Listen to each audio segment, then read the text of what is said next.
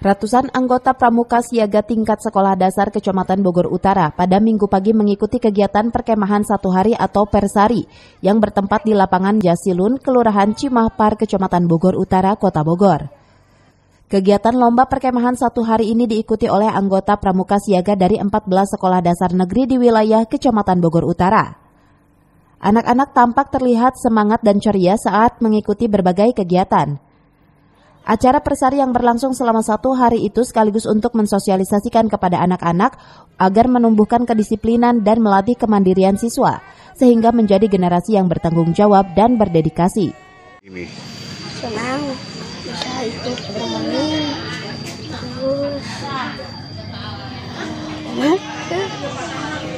Ini kegiatan Persarinya 1 hari atau gimana, Dek? 1 hari. 1 hari.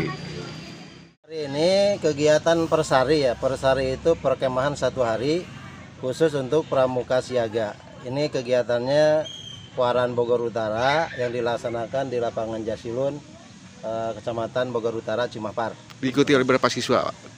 Siswa yang diundang sesuai dengan ketentuan hanya 100 orang. Jadi Kuaran Utara mendapat jatah 100 orang kegiatan hari ini sesuai dengan surat edaran dari Kuarsap Kota Bogor.